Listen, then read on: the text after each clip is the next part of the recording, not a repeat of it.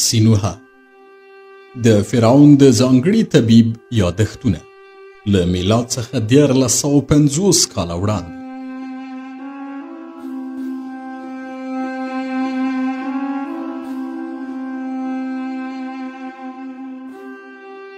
څلوېښتم څپرکی د فرعون د وژلو هڅه.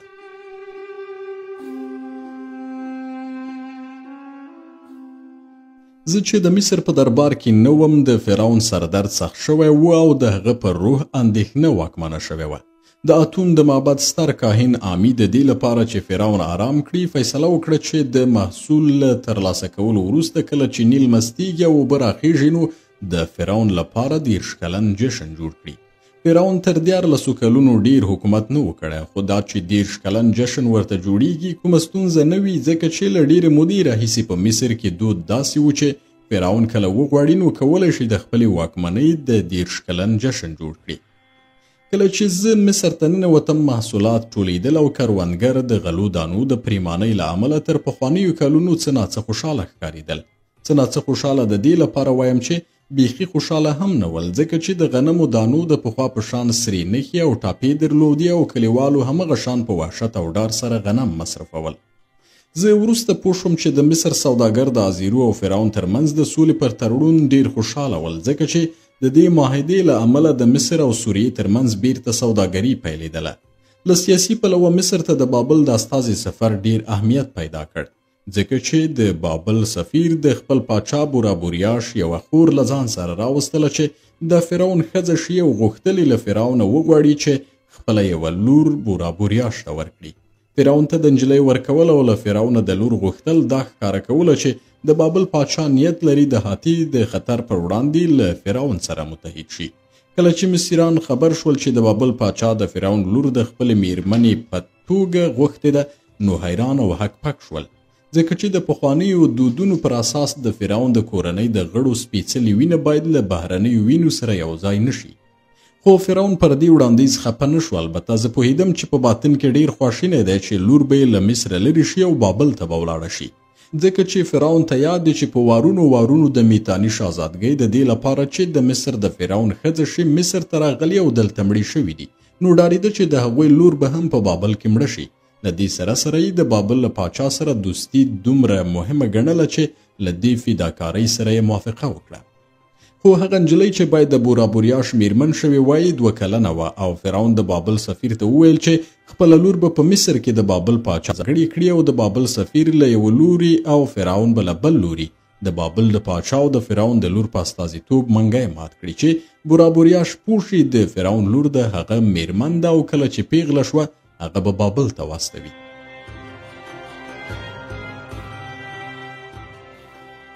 د بابل سفیر دغه حل لاره ومنله. کله چې زه د افق کار ته ولاړم فرعون د سر له خوږېدو کړېده، خو له ازیرو سره د سولې د تړون لاسلیک کول او دغه راز د بابل او د مصر د اتحاد خبرې پر فرعون ښه اغیزه وکړه او هغه یې د پاچاهۍ د 30مې کلیزې په جشن کې د ګډون لپاره چمتو کړ. د آتون معبد ستر کاهن آمی په ډیر پرتم سره د اخناتون د سلطنت 30 کلن جشن جوړ کړ او د مصر د جنوبي برخې اوسیدونکو ته بلنه ورکړه چې خپل استازي په دې جشن کې د ګډون لپاره راواستوي. هغوی هم خپل استازي راواستول او پر برګو خرو یعنی ګورخر او زرافو سپارول. ځینو استازو کوچنۍ بیزوګانې په لاس کې درلودي چې د هغوی په لاسونو کې هم توتیان ول. د مصر د جنوب اوسیدونکو له سره مریان راوستول چې هغوی فرعون ته د دې سیمې د اوسیدونکو له لوري ظاهرا د طلا، فیل، عاج او له خاصو لرګیو د شترمرغ له بڼکو جوړ صندوقونه فرعون ته ډالۍ کړل. خو زه پوهېدم چې آمی دغه شیان د فرعون له خزانې ایستلي دي او په نمایشي توګه د مصر د جنوبي برخې اوسیدونکو ته ورکړي چې فرعون ته یې ورکړي او خلکو هغه صندوقونه چې مریانو په سرونو ایښي ول یو بل ته ښودل او ویلي چې دغه صندوقونه له سرو زرو ډک دي، خو زه خبر وم چې صندوقونه تش دي. فرعون په دې دوکې خبر نه شو او خیال یې وکړ چې په رښتیا د مصر د جنوب اوسیدونکو دغه ډالۍ ورکړي دي. د هغوی د وفادارۍ له کبله او بیا دا چې ډیر شتمن دي خورا خوشحاله شو، ځکه چې که شتمن نه وای دغسې ډالۍ یې نه شوی ورکولی. خو د بابل د سفیر ډالۍ حقیقي او ګرانبیه وي او د فرعون د سلطنت د 30مې کلیزې لپاره د کورته وزیرو له لورې هم استازي راغلي ول. د کورت سفیر څو دانې میناګانې او د طلا جامونه چې په ډیره ښکلې بڼه جوړ شوي ول فرعون ته ورکړل او دغه راز د خوندورو نباتي غوړیو څو منګي هم فرعون ته ډالۍ کړل چې یوازې په کورت کې جوړیږي او ډیر ښه وږم او بوی لري. ازیرو هم ډالۍ راستولې وې ځکه چې تمه یې کوله د فرعون له لوري به هم ډالۍ ترلاسه کړي او پر دې سربیره یې غوښتل د خپل استازي په مرسته چې ډالۍ یې لیږدولې د مصر حالات وڅېړي. دغه راز د غوښتل معلومات ترلاسه کړي او پوه شي چې د فرعون د لیونتوب او ناروغۍ اوازه څومره سمه ده ځکه چې اورېدلی و فرعون لیونی دی. د جشن له تشریفاتي مراسمو وروسته اخناتون له خپلې 2 کلنې لور سره د آتون معبد ته ولاړ او زه هم ورسره ملګری شوم. په معبد کې فرعون خپله لور د بابل د سفیر ترڅنګ ودروله او بیا ستر کاهن د میړه او ښځې ترمنځ د پخواني دود پر اساس د فرعون د لور او د بابل د سفیر ترمنځ منګی مات کړ. کله چې منګی مات شو ما ولیدل چې د ازیرو د سفیر څیره له ډیر خفګانه تکه شنه شوه ځکه چې هغه پوهیده چې د منګي د ماتولو مفهوم دا دی چې له دې وروسته به د مصر او بابل سلطنتي کورنۍ سره متحدې شي. که ازیرو پر مصر حمله وکړي د بابل پاچا به د فرعون په مرسته د ازیرو پر خلاف په جنګ کې ورګډ شي. کله چې منګی مات شو کوچنۍ نجلۍ ټیټه شوه او د منګي یوه ټوټه پورته کړه او ټولو دغه مسله په نیک فال وګڼله. خلکو ویل په راتلونکي کې به دا ډېرې نیکمرغه میرمنه شي. کله چې له مابده ستانه شول ما فرعون اړیست چې په بستري کې څملي خو هغه لږ هیجاني و او په بستري کې نشو پاتې کېدی. ما هغه ته مسکن درمل ورکړل چې ویره او اضطراب ختم شي خو درملو پرې اغېز نه کوه او نه ویدیده. له بسترې به پورته شو ویل به یې سینوها نن زما د ژوند تر ټولو ښه ورځ ده ځکه چې ګورم ماتون په خپل ځواک سره په مصر کې دا ټول خلک رامنځته کړي کلي او ښارونه یې جوړ کړي کروندې یې شنې کړي او د نیل پر روانو اوبو یې خړوبې کړي دي. کله چې به فرعون لاس د اسمان لور ته پورته کړ داسې به یې خوراوه چې ته د لاس په خورولو سره بدبختي او تورې تیارې له منځه وړلی شي. ده به ویل ای آتونه ته د ورځې له پلوه لکه لمر پر ځمکه ځلیږي او ټولې سترګې تا ته ګوري خو دومره ځلاند یې چې هیڅوک نشي کولی نیغ په نیغه تا ته وګوري او که ته وګورې ستا د رڼا له کبله بړون شي خو کله چې ناڅرګند شي شپه رارسیږي او خلک تا نه ویني نو سترګې پټې کړي چې ویده شي. هغه وخت تر ورځې هم په ځلانده توګه زما پر زړه رڼا خپروي. فرعون داسې هیجاني شوی و چې ما یې د زړه د درزا غږ اورېده. له ډېره هیجانه یې وژړل بیا یې لاسونه پورته کړل او په ډېر شور او زوږ د آتون لپاره دغه سندره ولوستله. داسې څوک نشته چې تا په رښتیني ډول وپېژني یوازې ستا زوی اخناتون تا پېژني او ته تل د هغه پر زړه ځلیږي او د شپې مهال هم د ورځې په شان رڼا او ځلا لري. د په خپلو مقصدونو یوازې خپل زوی اخناتون پوهوي. نړۍ ستا په لاسونو کې ده او همغسې ده چې تا پنځولې او تل به یې اداره کړې. کله چې ته راخیږي او انسان ژوندی کیږي او کله چې غروب کوي انسان مري. یوازې ته د انسان د ژوند له معیار سره مینه کوي او انسان له تا پرته د ژوند کولو توان نه لري.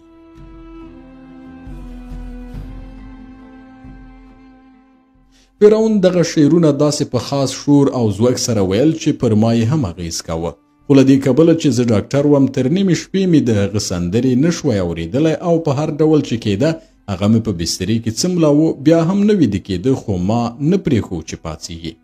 زه پر دې شپه د فرعون پر بسترې د هغه په شان ویښ پاتې وم.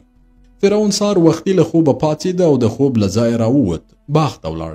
هلته یې چکر وواهه او کله چې به د باغ په منځ کې ستر هوس ته نږدې شو او د هیلیو الوت ته یې کتل کله چې د ورځې یوه 4مه برخه تېره شوې وه د دې هوس تر څنګ 2 تنو فرعون حمله وکړه چې هغه ووژني. هلته د سلطنتي ماڼۍ ساتونکي موجود نه ول یوازې د توتمس یو شاګرد د هوس تر څنګ د هیلیو انځور ایست ځکه توتمس ټینګار کوه چې د هغه شاګردان باید ځناور له پخوانیو رسمونو څخه نه بلکې د ژویو له حقیقي څېرې څخه انځور کړي. دغه انځورګر ولیدل چې 2 تنه د فرعون د وژلو نیت لري نو ځان یې د هغوی په مخ کې واچوه او په نارو او اوازونو یې د فرعون ساتونکي راوبلل. د انځورګر مداخله د دې سبب شو چې فرعون له مرګه وژغورل شي. یوازې یو وله یې ټپي شو خو انځورګر مړ شو او د هغه وینې د فرعون جامې سرې کړې. کله چې زه ورغلم د فرعون ټپ معاینه کړم او ویې تړم هغه 2 کسه مې ولیدل. یو سر خریلی و پر مخ او سر یې تیل موښلي ول او ما حدس ووهه چې باید د پخواني خدای مرید وي. بل 2 غوږونه نه درلودل او داسې ښکارید چې پخوا یې کوم جرم کړی دی او له همدې امله دواړه غوږونه ترې پرې کړی شوي دي. د ماڼۍ ساتونکي هغه 2 کسان وتړل او د دې لپاره چې پوه شي څه ډول اول یې د فرعون وژلو هڅه کړې هغوی یې ووهل. خو دغو 2 کسانو بې له دې چې له درده شکایت وکړي بې له ځنډه یې د پخواني خدای آمون نوم اخیست او زه پوه شوم چې د آمون کاهنانو دغه 2 تنه په خپل مرموز ځواک سره د درد پر وړاندې بې حسه کړي دي. د فرعون د وژلو لپاره پر هغه د دغو 2 تنو حمله داسې پیښه وه چې په مصر کې ساری نه درلود. له هغې ورځې وروسته چې مصر رامنځته شوی او فرعونیان پرې واکمني کوي تر دې ورځې پورې داسې پیښه نه ده شوې چې یو څوک دې په ښکاره د فرعون د وژلو لټه وکړي. که څه هم ډیر فرعونیان په خپلې ماڼۍ کې په زهرو سره وژل شوي دي او ځینې د شپې مهال په پړو خفه شوي دي، یا دا چې جمجمه یې په دې پلمه سپړلې چې ګنې ناروغان دي او د سر کوپړۍ یې سوری کولو ته اړتیا لري چې بالاخره دوی ورڅخه مړه شوي دي. خو ټول دغه جنایتونه وژنې په پټه په سلطنتي ماڼۍ کې دننه شوي او تل د وژل شوي فرعون مرګ طبیعي مرګ ښودل شوی دی.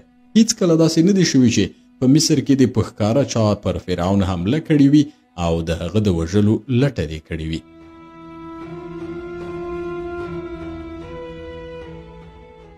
د بابل سفیر په حقه و چې ویل یې زموږ پیر بدلیږي او نوی پیر پیلیږي او د نوي دوران پیلیدا یو چې انکار ترې نه کیږي دا دی چې په ښکاره فرعون باندې حمله وشوه.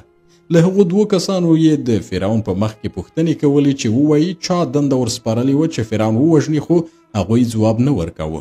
ساتونکو دغه کسان په متروکو وهل چې هغه څوک وروښیي چې دوی یې دې کار ته پارولي دي، خو هغوی په پرله پسې ډول د آمون نوم اخیست او د فرعون پر نوي خدای آتون یې لعنت وایه. دوی اخناتون ته ویل ای د درواغو فرعونه، ته به ډیر ژر د خپلو اعمالو له کبله سزا شي او تر قیامته به ملعون وي. دغو 2 کسانو تر دې حده پر فرعون لعنت وایي چې بالاخره فرعون غوسه شو او امر یې وکړ چې هغوی دواړه شکنجه کړي. خو شکنجې حتی د هغوی د غاښونو ایستلو پر هغوی اغیزه ونه کړه او همغه راز یې آتون ته ښېراوې کولې. ویلې ای د درواغو او کاذب فرعونه، ته خیال کوي چې موږ له تا او ستا له ملعون خدایه ویریږو؟ موږ هغه کسان یو چې پر حقیقي خدای آمون عقیده لرو او څوک چې پر آمون عقیده ولري هیڅ ډول درد نه احساسوي.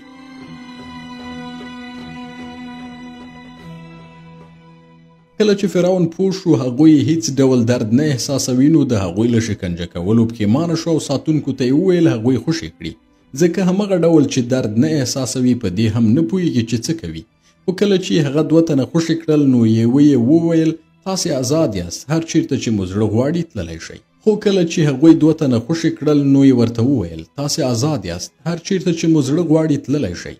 هغوی فرعون ته ښکنځلې وکړې او ویې ویل ای دروغجن او چلباز فرعونه، موږ ووژنه چې تلپاتې ژوند ته ورسیږو او تل له آمون سره ژوند وکړو. کله چې هغوی ولیدل د ماڼۍ ساتونکي یې په زور باسي نو ځانونه یې خوشي کړل او سرونه یې په زور پر دیوال ووهل چې په دې ډول هغوی مړه شول. پر دې ورځ زه پوه شوم پخوانی خدای آمون له دې سره چې د فرعون له لوري نسکور شوی، خو بیا هم څومره قدرت لري چې د فرعون ژوند ته خطر پیښ دی او که د هغه ساتنه ونه شي نو وبوژل شي. له همدې ورځې وروسته د فرعون ملګري او ساتونکي تل له فرعون سره ول، حتی کله به چې هغه په خپل باغ کې چکر واهه دغه کسان به ورسره سم ګرځېدل او له هغه څخه به نه بیلیدل. دغه ناکامې حملې چې خلک پرې خبر شول د آتون او آمون د پلویانو ترمنځ تعصب نور هم سخت کړ او که به د هر لوري وس ورسېده پر هغه بل یې له زور زیاتي څخه مخ نه اړاوه. د فرعون د سلطنت د 13 کال په جشن کې چې په حقیقت کې د هغه د پاچاهۍ 14 کال و، په طبس کې خلک د زرافو، برګو خرو، توتیانو او بیزوګانو په لیدو خوشحاله نه شول. دغه راز په لارو کوڅو کې جنګونه وشول او هر څوک به یې د حیات له صلیب سره کتل وهل او د آتون 2 تنه کاهنان چې د خلکو په منځ کې ګیر شوي ول ووژل شول. تر ټولو بده خبره دا و چې بهرنیو استازو وکتل چې په فرعون ناکامه حمله شوې او ویلیدل چې د مصر خلکو د خپلو پخوانیو دودونو پر خلاف په ښکاره د فرعون د وژلو لټه کړې. نو هغوی پوه شول چې فرعون هم د نورو خلکو په شان دی، کیدای شي هغه ووژل شي، کولی شي هغه ووژني او که ووژل شي کومه پیښه نه کیږي او نړۍ به ورانه نه شي. زه باور لرم چې د ازیرو سفیر پر دې سربیره چې د خپل پاچا لپاره له فرعون څخه ښکلې ډالۍ ترلاسه کړې وې دغه راز یې د ازیرو لپاره په زړه پورې خبرونه هم ټول کړي ول. ما هم د ازیرو لپاره یوه ډالۍ واستوله او د زوی لپاره مې ورته د لوبو یو شی واستاوه. دغه لوبتکه یو شمیر نیزه لرونکي او غشي ویشتونکي عسکر ول چې د آمون د پخواني معبد سنتګرانو له لرګي جوړه کړې وه. ما ورته وویل د دې لوبتکې نیمایي مجسمې د سوریې د عسکرو په شان رنګ کړي او نیمایي نور د هاتي د عسکرو په شان رنګ کړي چې د ازیرو زوی وکړی شي دغه دوه ډلې عسکر سره وجنګوي او لوبې پرې وکړي. د آمون د پخواني معبد کارګرانو دغسې کارونه د دې لپاره کول چې وزګار ول او د ژوند د تیرولو لپاره یې دې ډول کارونو ته هم غاړه کېښودله. پخوا د دې کارګرانو دنده دا وه چې د شتمنو لپاره یې له لرګي څخه بیړۍ او نوکران جوړول چې هغوی یې په خپلو قبرونو کې کیږدي. د دوی باور دا و چې دغه شتمن چې کله له مرګه وروسته د لویدیځ ټاټوبي ته د تګ لپاره په بیړیو کې سپاره شي نو له لرګي جوړ نوکران به یې خدمت کوي. خو له دې وروسته چې آمون نسکور شو په قبرونو کې د لرګینو نوکرانو او کښتیو د ایښودلو دود هم له منځه ولاړ. له دې سره د آمون د معبد دغه کارګران مجبور شول چې د ماشومانو لپاره له لرګي څخه د لوبو شیان او عسکر جوړ کړي. فرعون چې له ناکامې حملې روغ رمټ ووت نو داسې فکر یې وکړ چې دغه حمله د آتون له لوري یو اعلان او اخطار و چې هغه د نوي خدای د عقیدو د خپراوي لپاره نورې هلې ځلې هم وکړي. د لومړي ځل لپاره د غچ خوند یعنی البته غچ د آتون لپاره نه د هغه لپاره د هغه په خوله کې خوندور ښکاره شو او د نوي خدای د عقیدو د خپراوي لپاره یې حکم وکړ چې د پخواني خدای ټول کاهنان له منځه یوسي او د آمون ټول پلویان کانونو ته واستوي. څرګنده خبره ده چې له دې سره تل په شان بېوزلي سادهګان او کمزوري کسان د فرعون د ظالمو او خونړیو مامورینو په منګولو کې ګیر شول. خو د آمون یو کاهن هم ونه نیول شو ځکه چې هغوی په داسې ځای کې ژوند کاوه چې د چا لاس نه وررسېده.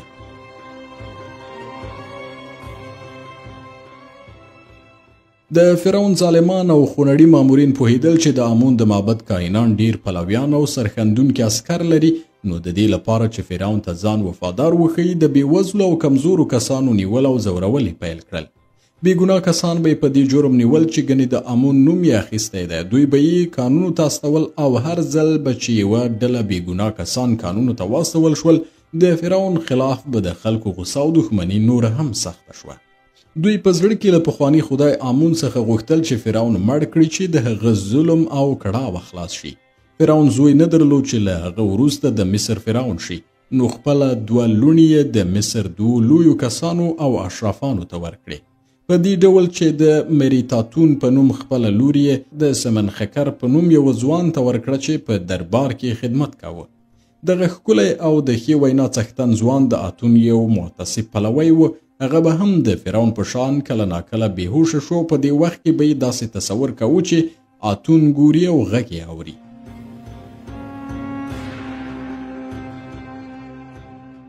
کله چې فرعون سمن خکر داسې مومین او پر آتون مین ولید تر دې حده یې خوښ شو چې کله یې لور ورکړه نو تاج یې هم د هغه پر سر کېښود او هغه یې خپل ځای ناستی کړ. فرعون وویل له ما وروسته به سمن خکر د مصر پاچا وي.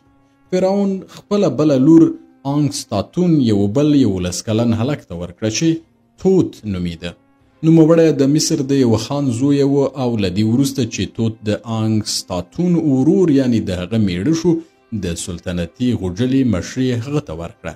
توت هم د فرعون د بل زوم په شان ښکلی و خو ډېر ټمبل او سست و. تل یې غوښتل ویده وي او چې راویښ به شو له نانځکو سره به یې لوبې کولې او تل به یې خواږه غوښتل. لکه څرنګه چې زه پوهېدم فرعون 2 فرمانبردار او بې ارادي ځوانان د زومانو په توګه غوره کړل. فرعون ځکه دغه کار وکړ چې په راتلونکي کې د هغه د نظر پر وړاندې مقاومت ونه کړی شي او هغه څه چې دی وایي هغوی به یې بې له جنجاله ومني. زه فکر کوم 3 شیان د دې سبب شول چې فرعون خپلې 2 لوڼې د غو ځوانانو ته ورکړي.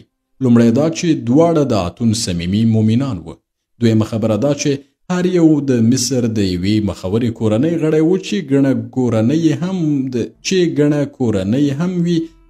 کورنۍ هم وي او د دې کورنیو اصلي څانګې حسابېدې. فرعون په دې اړیکې سره د مصر 2 سترې او مخورې کورنۍ له سلطنتي کورنۍ سره نږدې کړې. درېیمه دا چې دواړو د فرعون په وړاندې هیڅ اراده نه درلوده او د مصر د پاچا پر خلاف یې کوم کار نشو کولی. دغو 2 پیوندونو د اخناتون د کورنۍ اډانه مضبوطه کړه. خو له بدمرغه د آتون د خدای په اړه د فرعون له حده زیات تعصب او د هغه د ظالمانو بېرحمه مامورینو سخت چلند په افق ښار کې خلک ډیر په تنګ کړي ول.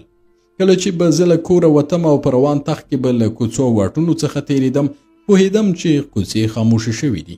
په سر کې د کوڅو په خاموشۍ پوه نه شوم، خو وروسته پوه شوم چې د کوڅو چوپتیا له دې امله ده چې نه پکې د خلکو خندا او نه په لوړ آواز خبرې شته او نه هم له عمومي کورونو څخه د موسیقۍ غږ اورېدل کېږي او ښار د مړو د کور په شان په خاموشۍ او سکوت کې ډوب دی. هر څوک چې په سړک او یا کوڅه کې ګرځي ښي او کیڼې خواته په تېرېدلو سترګو ګوري چې د مامورینو له عسکرو سره مخامخ نشي. دوی ویرېدل هسې نه لاره به یې بنده کړي او سره و سپین به ورڅخه وغواړي چې که یې ورنه کړي نو تور به پرې پورې کړي چې پر امون عقیده لري او قانونو ته به یې واستوي. وروسته وحشت او طرحه په خلکو کې دومره واکمنه شوه چې حتی له کورونو بهر نه راوتل. کله به ما په کور کې غوږ ونیو چې د ښار غږ واورم، خو پوهېدم ښار دومره غلی دی چې د اوبو د ترازو یعنې ساعت له غږه پرته بل څه نه اورېدل کېږي. یوازې د ترازو غږ به شاهدي ورکوله چې ژوند دوام لري، خو داسې ښکارېدله چې د دغو اوبو ترازو یا ګړۍ وایي چې زه د دې پړاو وروستۍ شېبې شمارم. په رښتیا چې د افق ښار مړ شوی دی او که کوم وخت به یوه جنګي ګاډۍ له واټونو تېرېده نو غږ به یې دومره زیات و چې د تالندې د غږ په شان به یې په غوږونو کې انګازې کولې. کله چې زما شپز کوم غاز ونیو چې حلال یې کړي نو په هغې چوپتیا کې به یې زه ویرولم، په داسې حال کې چې د افق ښار د جوړېدا په لومړي سر کې د نړۍ تر ټولو ښکلی او په زړه پورې ښار و او هر څوک چې به دې ښار ته ننوتل فکر یې کاوه داسې یو ښار ته ننوتی دی چې د تاندوالي او نیکمرغۍ ښار دی. خو همغه ډول چې یو چینجی میوه خوري او له دننه یې خرابوي، د وخت تېرېدل هم لکه یو چینجی داسې دی چې تاندوالی او نیکمرغي له منځه وړي او که ظلم او بېعدالتي هم ورسره یوځای شي ښادي او نیکمرغي ډېره ژر له منځه ځي. د افق ښار چاپېریال داسې غم لړلی شو چې ما بیرته طبس ته د تګ هیله کوله. د افق د ښار یو شمېر اشراف او خانان د کرنې او سوداګرۍ په پلمه او یا د لوڼو د ورکولو په بهانه طبس ته ولاړل او بیرته راستانه نه شول، په داسې حال کې چې ممکنه وه د فرعون له کړاو سره مخامخ شوي وای. خو هغوی د فرعون او اتون په پرتله له آمون څخه ډیر ویرېدل او طبس ته هم د دې لپاره ولاړل چې له آمون سره اړیکې ښې کړي.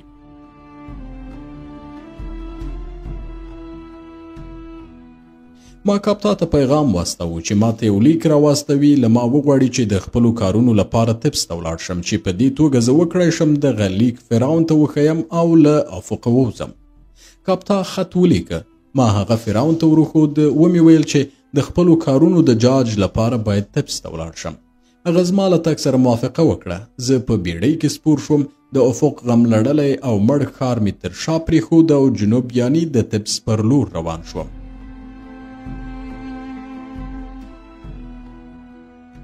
کله چې بیړۍ د نیل د اوبو د بهیر پر خلاف د جنوب لور ته روانه شوه، داسې راته ښکارېده چې زما زړه له غمونو خلاص شوی دی. ما چې د افق له ښاره حرکت کاوه پسرلی و، توتکیو په هوا کې پروازونه کول، نیل مست شوی و او ژوند بښونکې خړې ځمکې پوښلې وې. ما د هغه مین په شان چې د خپلې معشوقې لیدو ته بېقراره وي بیړه درلوده چې ډېر ژر ځان طبس ته ورسوم.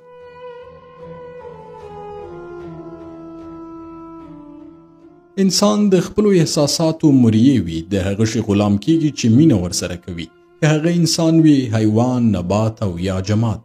پر ما هم طبس ګران و ځکه چې زما زیږنځای و، زه هلته لوی شوی یم او زده کړې مې پکې کړي دي. پر دې سربیره د افق له ښاره په وتلو پسې داسې خوشحاله وم چې لکه یو مرغه له قفسه الوتی وي، احساس مې کوو چې آزاد شوی یم. ځکه چې ما په افق ښار کې د فرعون د فیصلو له کبله د عادي اوسیدونکو په پرتله ځان ډیر محدود احساساو، ځکه چې د مصر ملت فرعون د خدای زوی بولي، هغه ته د یوه خدای په سترګه ګوري او د هغه د حکمونو پیروي د مصر د ملت لپاره یوه طبیعي چاره ده، ځکه چې فکر کوي د خدای پیروي فرض ده. خو زه د فرعون ډاکټر یم، ځکه خو فرعون زما لپاره د نورو انسانانو په شان یو انسان دی، زه نشم کولی هغه خدای وبولم. له دې سره سره د افق په ښار کې مجبور وم د نورو په شان د هغه د حکمونو پیروي وکړم، خو زه له دې امله ډیر خوابدی او خفه وم چې نورو د خدای او ما د یو انسان پیروي کوله. د سفر 2 ورځې مې تېرې شوې وې. زه د افق له ښاره لرې شوی وم. ومې کړی شول چې له ښاره د باندې د فرعون په هکله مطالعه وکړم او په دې پوه شم چې اخناتون یو ستر انسان دی چې ستر خدای لري. هغه څه چې زه وهڅولم او بیا یې اړ کړم چې زه فرعون او د هغه خدای ستر وبولم دا دی چې ما د هغه خدای له پخواني خدای سره پرتله کړ. پخوانی خدای آمون خرافاتي و، خونړی او بیرحمه خدای و چې د شتمنو او زورواکانو پلویتوب یې کاوه. پخوانی خدای چاته دا اجازه نه ورکوله چې څوک پوښتنه وکړي د څه لپاره یا ولې.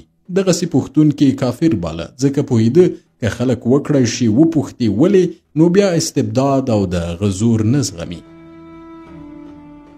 خو نوي خدای خلک آزاد پرېښودل چې هر څه یې زړه غواړي هغه وپوښتي او ترسره یې کړي، مګر شرط دا و چې نور ونه ځوروي.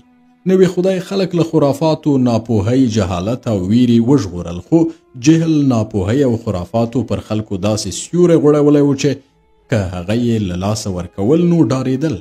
که نوي خدای ظاهري بڼه درلودی نو خلکو به ژر د هغه عبادت کړی و، خو مصریان پر دې نشي پوهېدی چې ګنې داسې خدای هم ممکن دی چې مجسمه او ظاهري بڼه ونه لري. خلک پر دې نشي پوهېدی چې نوی خدای د طبیعت په شان دی چې هر چیرته شته خو هر څوک یې نه ویني. اغیز او نښې هر چیرته شته خو ظاهري بڼه نه لري. خلک درک نشي کولی چې ټول هغه خدایان چې تر ننه پورې راغلي یوازې د دنیوي چارو لپاره راغلي، مګر یوازې اتون پر دنیوي چارو سربیره د بشر اخروي نیکمرغي هم تضمینوي. خلکو په زرهاو کلونه خرافات ستایلي او عبادت یې کړی، نو اوس پر دې نشي پوهېدی چې فرعون وایي اتون په بل ځای کې نه بلکې ستاسې په زړه او ستاسې په وجود کې دی. هغوی پر دې عادت شوي چې خلک د یوې مجسمې په توګه له خپل وجوده د باندې وویني او د دوی لپاره د هغه خدای شتون د منلو وړ نه دی چې نه لیدل کیږي او د هر انسان په زړه او باطن کې دی.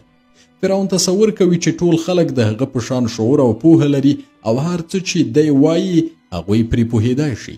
فرعون دې ته متوجه نه دی چې د مصر د اهرامونو تر جوړېدا 1000 کاله مخکې راونیسه تر ننه پورې خلک جاهلان دي او پر چټیاتو باور لري. د جهالت او پوچپالنې دغه اوږد پړاو خلک تر څارویو هم بې شعوره کړي دي او پر دې نشي پوهېدی چې خدای د انسان په زړه کې دی. مثلا یو شی فرعون یې وایي دا دی چې هر څوک په خپل زړه کې یو خدای لري او د بشریت د نفوس په اندازه خدایان شته دي. کله چې هر مصری دغه خبره اوري فکر کوي چې فرعون لیونی شوی دی.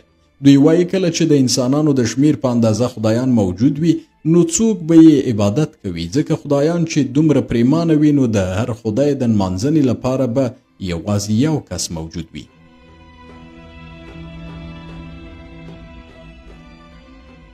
ښایي فرعون وکړی شي د ستر هرم په شان یو بل ستر هرم جوړ کړي، خو وبه نشي کولی په لږ وخت کې هغه خرافات او جهالت د مصریانو له ارواو راوباسي چې له لسګونو کلونو راهیسې د خلکو په زړونو کې دي. د یو ملت له زړونو څخه د خرافاتو لرې کول د یو ستر هرم تر جوړولو سخت کار دی. په دې مسافرت کې موږ ولیدل چې مصري کروندې د نیل له رسوب او د خړې له کېناستو وروسته څه ډول شاړې شوي او د غنمو پر ځای پکې یوازې د غنمو تنې او واښه راشنه شوي دي. له دې سره چې د تخم د شیندلو فصل و خو کروندګر لاس تر زنې ناست ول او تخم یې نه شینده. ځینې کروندګرو ځمکې پرېښې وې او ښارونو ته تللي ول. فکر یې کاوه چې د هغوی پر کروندو د آمون له لوري لعنت شوی او یوازې خراب غنم پکې راشنه کیږي. له ځینو کروندګرو څخه چې په خټنیو کورونو کې ناست ول ما پوښتنه وکړه چې ولې تخم نه کرئ او ولې په دې ټمبلۍ سره ځان لوږې ته ورکوئ. ځواب یې راکړ که تخم وکرو ګټه نه لري، ځکه چې کله د لو کولو وخت راورسید هغه غنم را په برخه کیږي چې ټاپې لري او زموږ ماشومان د هغې ډوډۍ له امله مړه شول چې له دغو غنمو څخه مو پخې کړې وې. د افق په ښار کې څوک نه و خبر چې د ټاپې لرونکو غنمو له امله څه ډول ناروغي رامنځته شوې ده او ما د لومړي ځل لپاره د دغې ناروغۍ په هکله واورېدل. دې ناروغۍ یوازې ماشومان نیول، نارینه او ښځې پرې نه اخته کېدلې. د ماشومانو خېټې به وپړسېدې، ډاکټرانو یې علاج نشو کولی او بالاخره به ماشومان د سختو دردونو په زغملو سره ساه ورکړه. ما تصور نه کوو چې دغه ناروغي د غنمو د ټاپو له امله وي، بلکې زما له نظره دا د اوبو یوه ساري ناروغي وه چې په مني او ژمي کې د نیل سیند د مستېدا له امله پیدا کیږي. خو کروندګرو به ویل په ماشومانو کې دغه ناروغي د ټاپې لرونکي غنمو تر خوړلو وروسته پیدا شوې ده. زه پوهېدم چې فرعون د دې ناروغۍ په تړاو کومه ګناه نه لري، ځکه چې هغه نه غوښتل دغه ناروغي رامنځته شي، بلکې ګناه د پخواني خدای آمون ده چې دغه ناروغي رامنځته کړې ده، یا د هغه کاهنان ګناهګاران دي چې په ځینو وسیلو سره د دې ناروغۍ سبب شوي دي. له دې کبله چې ما طبس ته بیړه درلوده نو پارو وهونکو ته مې وویل چې ژر ژر پاروان ووهئ. لږ فلز مې هم ورکړل چې په خپلو کې وویشي. څو شېبې وروسته مې واورېدل چې پارو وهونکو له یو بل سره خبرې کولې او ویل یې موږ ولې د دې لپاره ژر ژر پارو ووهو چې د خنزیر په شانې پړسېدلی دغه سړی خپل مقصد ته ورسیږي. هغه په داسې خدای عقیده لري چې د هغه په وړاندې ټول یو شان دي او د فرعون ډاکټر او پارو وهونکي ترمنځ توپیر نه ګوري. که دغه سړی رښتیا ووایي او په مساوات عقیده لري را دې شي په خپله دې هم پارو ووهي چې لاسونه یې تڼاکې شي او پوه شي چې د لاس تڼاکې د اوربشو د اوبو په څو څاڅکو یا په لږ سرو او سپینو نشي معالجه کولی. ما د دوی له خبرو وروسته کولی شول په خپلې لکړې هغوی پر ملا ووهم خو دغه کار مې ونه کړ بلکې د هغوی خواته ورغلم او ومې ویل پارو ماته راکړئ چې د بیړۍ په چلولو کې له تاسې سره مرسته وکړم. هغوی یو پارو راکړ. ما د پارو یو سر په اوبو کې ننایست او بل سر مې په لاس کې ونیوه او د هغوی په شان مې پارو وواهه. له دې وروسته چې 10 ځله زما پارو په اوبو کې دننه او بهر شو پوه شوم چې پارو وهل ډیر سخت کار دی او سړی ژر ستړی کوي. یوازې هغه کسان پارو وهلی شي چې یوه موده یې تمرین کړی وي او په پارو وهلو نه ستړي کیږي. لنډه موده وروسته مې لاسونه تڼاکې شول او ملا مې په درد شوه. داسې سخت درد را باندې راغی چې نږدې و بېهوښه شم. غوښتل مې پارو وهل پرېږدم خو پام مې شو چې پارو وهونکي به را باندې ملنډې ووهي. هغوی به طبس ته تر ننوتو پورې پر ما ملنډې وهي او نو له همدې امله مې دې کار ته دوام ورکړ. پر دغې ورځې دومره پارو واهه چې بېهوښه شوم او د بیړۍ کارکوونکو خپلې کوټې ته بوتلم او په بستر کې څملولم. پر بله ورځ له دې سره سره چې لاسونه مې تڼاکې شوي ول او ملا مې درد کاوه بیا مې هم پارو وهلو ته کېناستم او د بیړۍ د خوځولو لپاره مې پارو وواهه.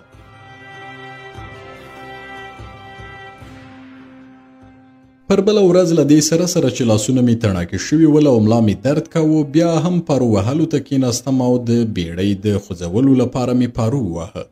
پر دې ورځ مې احساس وکړ چې پارو وهونکي راته درناوی کوي او ما ته یې وویل ته زموږ بادار یې او موږ ستا مریان یو. باید ته پارو ونه وهې ګنې د دې بیړۍ غولی به چت شي او موږ به په داسې حال کې چې سر مو ښکته وي پر لاره ځو. یو پارو وهونکي وویل سین وهه. خدایانو په دې دنیا کې د هر چا ځای ټاکلی دی او ستا ځای دا نه دی چې د پارو تر شا کښېنې ځکه چې ته بادار یې او موږ چې مریان یو باید پارو وهو. خو ما د هغوی دې خبرې ته پام ونه کړ او همغه راز مې پارو وواهه. پر درېیمه ورځ مې احساس وکړ چې پارو وهل راته اسانه شوي دي او نوره مې ملا او مټې نه خوږیږي. ورو ورو مې هغه دردونه ختم شول چې د پارو وهلو له امله مې په بدن کې پیدا شوي ول. زه پوه شوم چې که څه هم زما چاغي کمه شوې وه خو په بدل کې یې ډیر اسوده او آرام پر لاره تلم. ساه مې لنډه لنډه نه کېدل او داسې راته ښکارېده چې ګنې بیرته مې ځواني ترلاسه کړې وي. زما نوکران چې په بیړۍ کې ول پر ما یې ملنډې وهلې. ویل به یې یوه لړم سینوهه چې چلی دی یا دا چې د افق د ښار د نورو اوسېدونکو په شان لیونی شوی دی. ګنې یو څوک چې د فرعون ځانګړی ډاکټر وي د پارو وهونکو په منځ کې داسې نه کیني او د مریانو په شان پارو نه وهي. خو زه لیونی نه وم او نه مې غوښتل تل پارو وهم او دا مې هم په زړه کې ول چې کله طبس ته ورسېدم نو دا کار به پرېږدم. په دې ډول موږ طبس ته ورسېدو او لا ښار ته نه و ننوتلي چې بادونو د دې ښار خاص وږم تر موږ راورساوه چې ماته یې ډېر خوند راکړ. هغه څوک چې په طبس کې نړۍ ته سترګې رڼې کړې وي او هلته لوی شوی وي هیڅکله د دې ځای ښکلی بوی نه هیروي.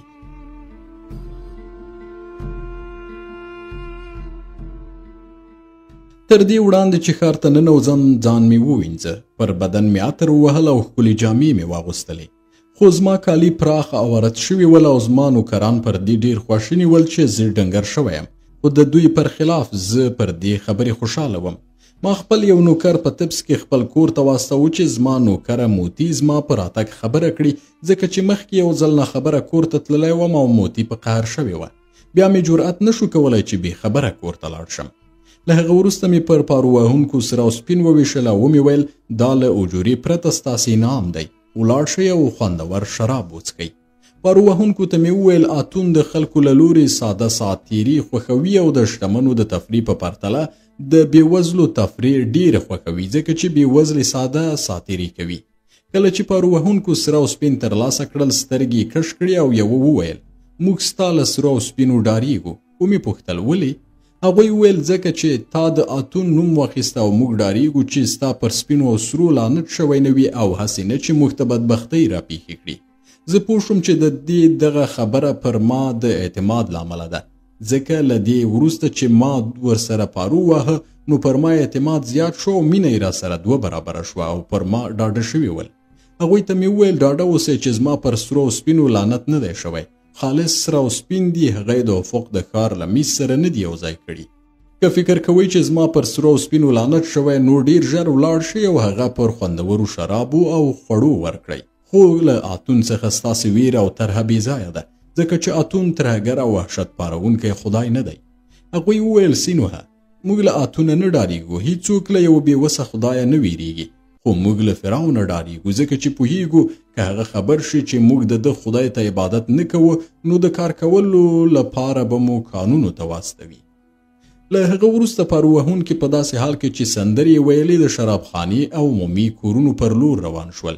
ما هم ډیر غوښتل د هغوی په شان سندرې ووایم، خو زما مقام او حیثیت د دې کار مخه نیوله. کله چې زما نوکرانو ولیدل زه له بیړۍ کوزیږم ویې ویل صبر وکړه چې ستا لپاره روان تخت راوړو، خو زه روان تخت ته په تمه پاتې نه شوم. پلی د تمثال لکۍ د میخانې پر لور روان شوم او له یوې مودې لرې والي وروسته مې مرید بیا په دې میخانه کې ولیده.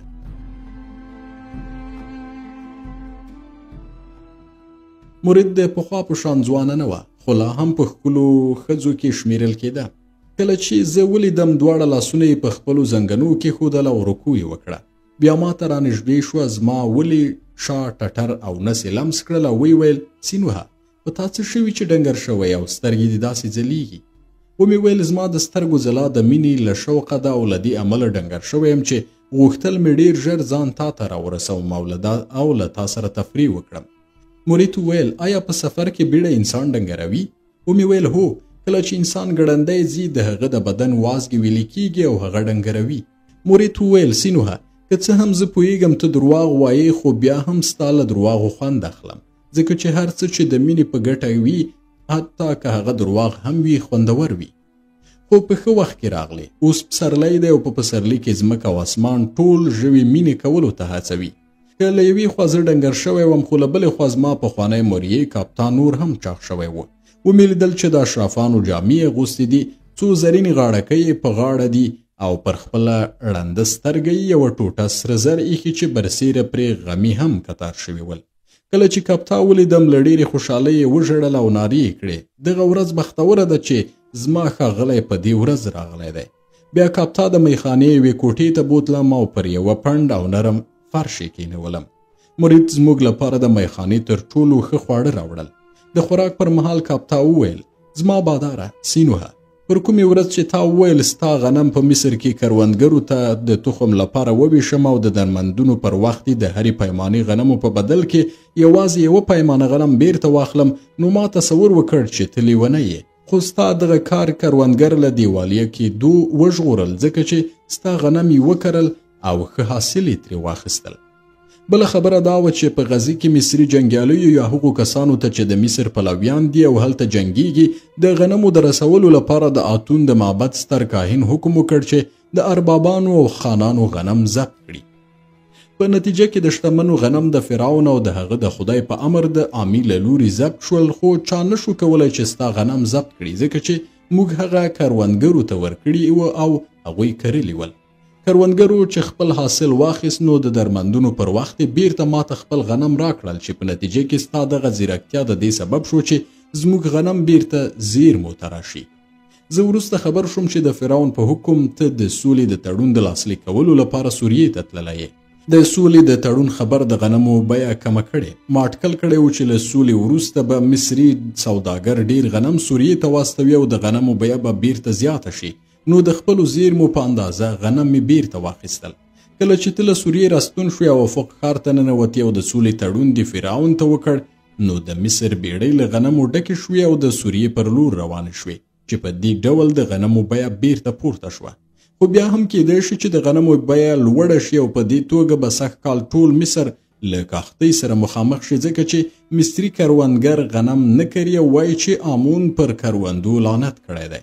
په داسې حال کې چې زه پوهیږم پر غنمو د لعنت کولو خبره سمه نه ده او هغه ټاپې چې پر غنمو لیدل کیږي د وینې یا کومې بلې مادې له امله نه دي چې ګنې د امون کاهنانو او یا د هغوی مریدانو د کروندګرو پر غنمو پاشلي دي چې کروندګر وویریږي. خو که زه او ته دغه خبره کروندګرو ته وکړو نه مني. هغوی باوري دي چې پخواني خدای امون د هغوی پر کروندو لعنت کړی دی. کپتا وویل زما باداره موږ په داسې وخت کې ژوند کوو چې شتمن کسان په بیلابیلو ډولونو شتمن کیږي او حتی له زاړه منګي څخه هم د سرو سپینو د ترلاسه کولو لپاره کار اخلي. باید درته ووایم چې په وروستي ژمي کې ما 100 ځله زاړه منګي خرڅ کړي دي. ومې ویل کاپتا تا دغه زاړه منګي له کومه کړل؟ کاپتا وویل کله چې زه پوه شوم چې ځینې کسان د زړو منګیو په اخیستلو بوخت دي خپلو مریانو ته مې دنده وسپارله چې ولاړ شي او په ولایتو کې زاړه منګي واخلي او ما ته یې راوړي. هغوی هم زاړه منګي په بیړیو کې دلته راواستول او ما له دې ځایه کوز مصر ته ولېږدول او هلته مې خرڅول. ومې پوښتل په کوز مصر کې په زړو منګیو څه کوي؟ کپتا وویل دلته یې داسې اوازه ګډه کړې چې په کوز مصر کې په تروو اوبو کې د کبانو د ساتلو لپاره نوې روده کشف شوې ده چې زاړه منګي ورته ډیر پکار دي. خو زه پوهیږم چې دا اوازه سمه نه ده ځکه چې په مصر کې له زړو منګیو استفاده نه کیږي بلکې یوازې په بیړیو کې سوریې ته استوي او له هغو وروسته څوک نه پوهیږي چې هورې پرې څه کوي. سوریې ته د مصر د زړو منګیو د لیږد مسلې ډیر حیران کړم. هر څومره چې مې فکر وکړ و پوه نه شوم چې سوریایان له زړو مصري منګیو څخه د څه شي لپاره کار اخلي. خو له دې کبله چې د غنمو مسله مهمه وه نو د منګیو خبره مې هیره شوه. کپتا ته مې وویل هر څومره غنم چې اخیستلی شي وایخله خو هغه غنم واخله چې په خپلو سترګو یې ګورې نه هغه غنم چې لا دې نه دي راشنه شوي یا دا چې شنه شوي خو پخه شوي نه دي. که د غنمو د اخیستو لپاره د سره او سپین په کار شول زما هر څه خرڅ کړه او په ترلاسه شویو سرو سپینو باندې غنم واخله ځکه چې ما په خپله د مصر ناکرل شوي ځمکې لیدلې دي او باوري یم چې په راتلونکي ژمي کې به په دې هېواد کې کښتۍ زیاته شي. اورېدلې مې د ډېر غنم سوریې ته لیږدول شوي نو که کولی شي له سوریې سوداګرو څخه هم د دغو غنمو یوه برخه واخله او مصر ته یې راوړه. کپتا وویل زما باداره ته سمه خبره کوې که نن سبا موږ غنم واخلو ته به په راتلونکي کې د مصر تر ټولو شتمن کس یې او ستا شتمني به تر فرعون هم زیاته شي. خو د سوریې سوداګرو چې د سولې په پلمه یې زموږ غنم اخیستې اوس یې دغه غنم زموږ له لاسه ایستلی دي. هغوی تر موږ ځیرک دي او تر هغه به صبر وکړي چې په مصر کې کښتۍ راشي بیا به یې بیرته مصر ته راستانه کړي او د اخیستو تر بیې به یې 10 چنده ډیر ګران خرڅ کړي.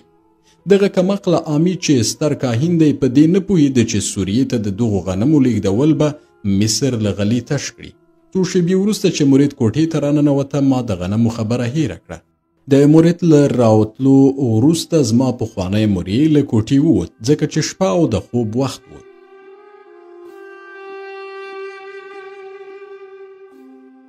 کله چې کپتا له کوټې ووت چې زه ویده شم نو ما احساس وکړ چې د دې ښځې په شتون کې زه یوازې نه یم او باید ما ګوشهنشین سینوهه ونه بولي.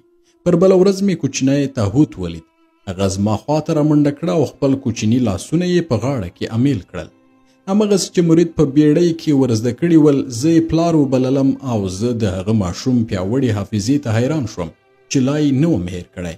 مرید ما ته وویل د دې ماشوم مور مړه شوې ده او له دې کبله چې ما بیولی او سنت کړی مې دی نو د هغه د ساتلو مسؤلیت زما پر غاړه شو او زه به دا ماشوم ساتم. ډیر ژر تهود د تمثالکۍ په میخانه کې پر ټولو مشتریانو ګران شو. د دې میخانې دایمي ګاهکانو د مرید خوشحالولو لپاره اړینه بلله چې دغه ماشوم ته د لوبو یوه وسیله واخلي.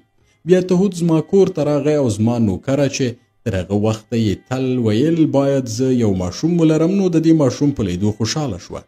ما چې به تهود ولیده تر ونو لاندې لوبې کوي او یا په کوڅه کې له هلکانو سره مستی کوي په طبس کې به د خپل ماشومتوب وختونه را په زړه شول او را په یاد به شول چې زه هم د تهود په شان په ماشومتوب کې همداسې شوخ وم. تهود زما په کور کې په اوسېدو داسې خوشحاله و چې د شپې به هم زما په کور کې پاتې شو. ما به د شپې مهال خپل څنګ ته کېناوه او له دې سره چې کوچنی و خو ما به سبق ورښود. زه ډیر ژر پوه شوم چې تهود ډیر هوښیار دی او په نښو نښانو ډیر ژر پوهیږي او هغه حافظې ته سپاري. له دې کبله مې فیصله وکړه چې هغه د طبس تر ټولو ښه ښوونځي ته واستوم چې د خانانو او اشرافانو له بچیانو سره هلته سبق ووایي. مرید پر دې فیصلې ډیره خوشحاله شوه. موتی هره ورځ د تهوت لپاره په شاتو کې کلچې پخولې او پر هغې خوندور خواړه خوړل. هغه به یې په خپله غېږ کې ویده کاوه او هم به یې تر هغه ورته کیسې ویلې چې ویده شي. که د تبس ټولنیز حالت ناکراره نه وی نو ما به د دې آرام ژوند له کبله د نیکمرغۍ احساس کاوه. خو د تبس حالت ورځ تر بلې خرابېده او داسې ورځ به نه وه چې یو شمېر کسانو په واټونو کې د اتون او امون لپاره شخړه نه وه کړې. د فرعون عسکرو به هغه کسان نیول چې د پخواني خدای آمون په ملاتړ به په شخړو کې ګډون کاوه. هغوی د کشتیو په وسیله او یا له ځمکنۍ لارې کانونو ته استول او که به ښځې وي نو هغوی به یې د اتون کروندو ته د کار لپاره استولي چې هلته کار وکړي. خو کله به چې دغه ښځې او نارینه له تبسه تبعیدول هغوی به د شهیدو اتلانو په شان د کانونو او کروندو پر لور روان شول. خلکو به په ګلانو بدرګه کول، رکوع به یې ورته کوله او جلاوطنه شویو کسانو به ورته لاسونه ښورول. ویل به یې موږ بیرته راستنیږو او د اتون د وینې په یوه برخه به پر ځمکه توی کړو او یوه برخه به یې د اوربشو د اوبو په شان وڅښو. خلکو به د جلاوطنه شویو کسانو داسې ملاتړ کاوه چې اتون ته له ښکنځلو سره سره به د خلکو د ملاتړ له ویرې ساتونکو د هغوی د وهلو جرأت نشو کولی. عسکر پوهېدل چې که دغه کسان ووهي نو خلک به دوی ووژني.